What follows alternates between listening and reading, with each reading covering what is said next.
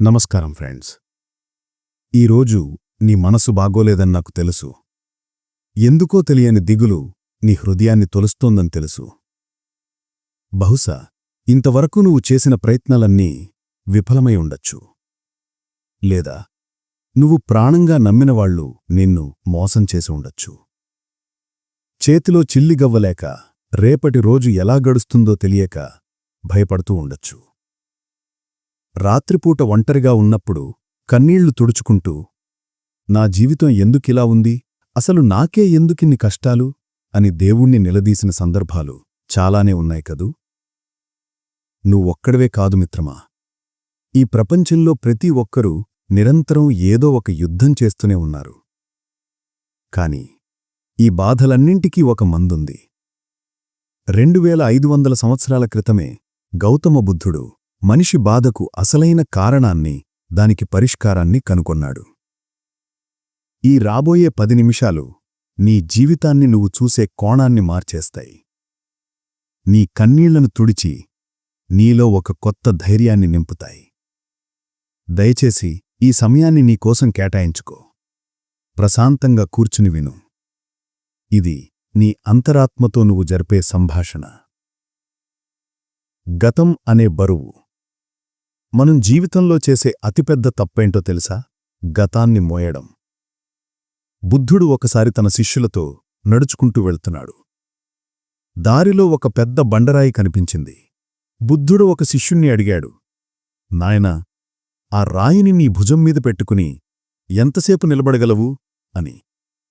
శిష్యుడు అన్నాడు, గురువుగారు, ఒక 5 నిమిషాలు పట్టుకోగలను. ఆ తర్వాత నొప్పి మొదలవుతుంది. 1 గంట పట్టుకుంటే నా చెయ్యి చచ్చుబడిపోతుంది. రోజంతా పట్టుకుంటే ఆ బరువుకు నేను చనిపోవచ్చు అని చెప్పాడు. అప్పుడు బుద్ధుడు చిరునవ్వుతో ఇలా అన్నాడు, నిజమే నాయనా, ఆ రాయి బరువు మారదు. కాని నువ్వు దాన్ని ఎంత ఎక్కువసేపు పట్టుకుంటే అది నీకు అంత బరువుగా, అంత నరకంగా మారుతుంది. జీవితంలో గతం కూడా అంతే. జరిగిన అవమానాలు, ఓటములు, బాధలు ఆ రాయిలాంటివే. వాటిని ఎంతసేపు నీ మనసులో మోస్తావు? గతం అనేది చలిపోయిన పాములాంటిది. దాన్ని మెడలో వేసుకుని తిరిగితే అది భయపెట్టదు, కాని కంపు కొడుతుంది, నీ ప్రశాంతతను నాశనం చేస్తుంది. మిత్రమా, ఆలోచించు. ఎప్పుడో ఎవరో నిన్ను తిట్టారని ఇప్పుడు ఎందుకు ఏడుస్తున్నావు? నిన్ను వదిలేసి వెళ్లినవారి గురించి ఆలోచించి నీతో ఉన్నవారిని ఎందుకు దూరం చేసుకుంటున్నావు? ఆ బరువుని ఇప్పుడే దించేయ్. క్షమించడం నేర్చుకో. నిన్ను బాధపెట్టిన వాళ్లని క్షమించడమంటే వాళ్లు చేసిన పని రైట్ అని కాదు. దాని అర్థం ఇకపై వాళ్లు నీ మనశ్శాంతిని పాడు చేయడానికి నువ్వు ఒప్పుకోవడం లేదని. ఈ క్షణమే ఆ బరువుని కింద పడేయ్. స్వేచ్ఛగా ఊపిరి పీల్చుకో. ఇక రెండో విషయం, కోపం. నీ జీవితంలో సగం సమస్యలకు కారణం నీ నోటి దురుసు, నీ కోపమే కదా. ఓసారి గౌతమ బుద్ధుడు చాలా అద్భుతమైన మాట చెప్పాడు. కోపాన్ని అణుచుకోలేకపోవడం అంటే వేరొకరి మీద విసరడానికి ఒక మండుతున్న నిప్పు కణాన్ని నీ చేతిలో ఉంచుకుని ఎదుటివారి మీదకు విసరడం లాంటిది. అది అవతలివాడికి తగులుతుందో లేదో తెలియదు, కాని ముందు కాలిపోయేది నీ చేతులే. నువ్వు కోపంలో మాట్లాడిన మాటలు అవతలి వ్యక్తి గుండెలో బాకుల్లా దిగుతాయి. ఆ తర్వాత నువ్వు ఎంత బ్రతిమాల్నా ఆ గాయం మానదు. ఒక పగిలిన అద్దం మళ్లీ అతుకుతుందా? నీకు కోపం వచ్చినప్పుడు ఒక్క క్షణం మౌనంగా ఉండు. ప్రపంచంలో అత్యంత శక్తివంతమైన ఆయుధం మౌనం. ఎవరైనా నిన్ను విమర్శిస్తున్నారా? నవ్వేసి ఊరుకో. నిన్ను చూసి కుక్క మొరిగితే నువ్వు తిరిగి దానిపై మొరుగుతావా? మొరగవు కదా. అజ్ఞానులు వాగుతూనే ఉంటారు, కాని నువ్వు సముద్రంలా ప్రశాంతంగా ఉండు. నీ ప్రశాంతతే నీ శత్రువుకు నువ్విచ్చే అతిపెద్ద శిక్ష. పేదరికం మరియు అసంతృప్తి. చాలామంది నాతో అంటారు, అన్నా, నా దగ్గర డబ్బు లేదు, నా బతుకు వేస్ట్ అని. నిజంగా డబ్బు లేకపోవడమే పేదరికమా? బుద్ధుడు ఏమన్నాడో వినండి. ఆరోగ్యమే గొప్ప లాభం. సంతృప్తే నిజమైన సంపద. ఈ రోజుల్లో ధనవంతులు ఎలా ఉన్నారో చూస్తున్నావు కదా. వారికి 100 కోట్లు ఉంటాయి, కాని ఒంట్లో బీపీ షుగర్లుంటాయి. పడుకోవడానికి పట్టుపరుపులుంటాయి, కాని అసలు ఏమాత్రం నిద్రపట్టదు. ఇంటి చుట్టూ సెక్యూరిటీ గార్డులుంటారు, కాని మనసులో ఉన్న భయం మాత్రం పోదు. కాని నువ్వు రోజంతా కష్టపడి సాయంత్రం ఇంటికి వచ్చి కడుపునిండా తిని ఏ భయం లేకుండా హాయిగా నిద్రపోతున్నావు చూశావా? నీకంటే పెద్ద ధనవంతుడు ఈ ప్రపంచంలో లేడు మిత్రమా. నీ దగ్గర ఉన్నది ప్రశాంతత అనే సంపద. పేదరికమంటే జేబులో డబ్బు లేకపోవడం కాదు, ఇంకా కావాలి అనే ఆశ చావకపోవడమే నిజమైన పేదరికం.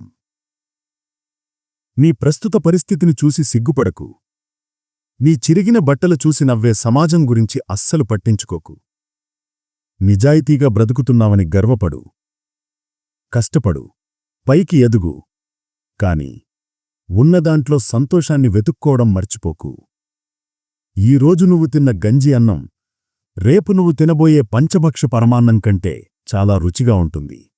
ఎందుకంటే అందులో తృప్తి ఉంది కాబట్టి. సోమరితనం మరియు సమయం. నీ జీవితం ఎందుకు మారడం లేదు? ఎందుకంటే నువ్వు మారడం లేదు కాబట్టి.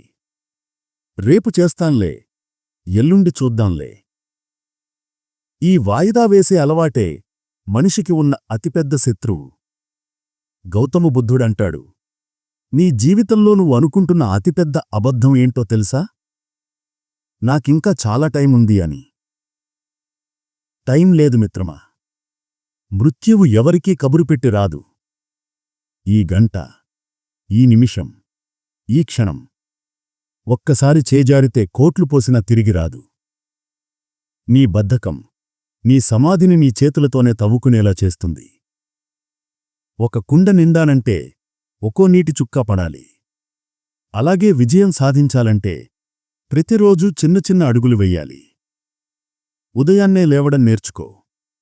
నీ శరీరాన్ని మనసుని అదుపులో పట్టుకో. క్రమశిక్షణ లేని జీవితం చుక్కాని లేని పడవలాంటిది. అది ఎటు వెళ్తుందో ఏ రాయికి కొట్టుకుపోతుందో ఎవరికీ తెలియదు. ఈ వీడియో చూశాక కనీసం ఒక చిన్న అలవాట్నైనా మార్చుకో. అప్పుడే ఈ సమయానికి విలువుంటుంది. ఓటమి మరియు విజయం. ఇక చివరిగా ఓటమి గురించి. నువ్వు ఓడిపోయావా? కింద పడ్డావా? అందరూ నిన్ను చూసి నవ్వుతున్నారా? వీడు పనికిరాడని ముద్ర వేశారా? గుర్తుపెట్టుకో, బురదలోంచే తామరపువ్వు పుడుతుంది. చీకటి నుంచే వెలుగు వస్తుంది.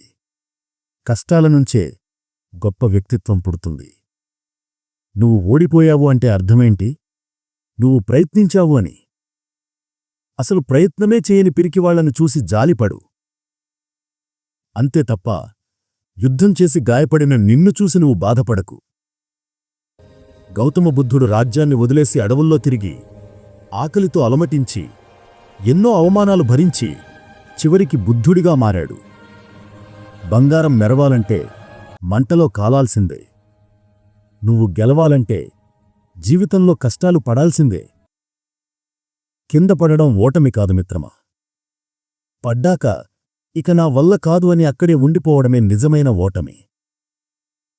దుమ్ము దులుపుకుని లే. సూర్యుణ్ణి చూడు. ప్రతి సాయంత్రం అస్తమిస్తాడు, కాని మళ్ళీ ఉదయాన్నే అంతే తేజస్సుతో ఉదయిస్తాడు. నీ జీవితం కూడా అంతే. నీ ఓటమి ఒక ముగింపు కాదు, అది ఒక ఆరంభం మాత్రమే. జీవితం చాలా చిన్నది. ద్వేషించడానికి, ఏడవడానికి, పగలు పెంచుకోవడానికి ఇక్కడ సమయం లేదు. ప్రేమించు, క్షమించు, సాయం చేయి, నవ్వుతూ బ్రతుకు. ఈ క్షణం నీ చేతిలో ఉండి దాన్ని అందంగా మార్చుకో. నీ మనసిప్పుడు కాస్త తేలికపడిందని నేను నమ్ముతున్నాను. ఈ మాటలు నీకు బలాన్నిస్తే నీలాగే కష్టాల్లో ఉన్న నీ స్నేహితునికి ఈ వీడియో షేర్ చెయ్యి. వారి జీవితంలో నువ్వు వెలిగించే చిన్న దీపం ఇదే కావచ్చు. ఇది నీతో పాటు నలుగురికి వెలుగునిస్తుంది. ప్రశాంతంగా ఉండు. ధైర్యంగా అడుగువెయ్యి. బుద్ధం శరణం గచ్ఛామి.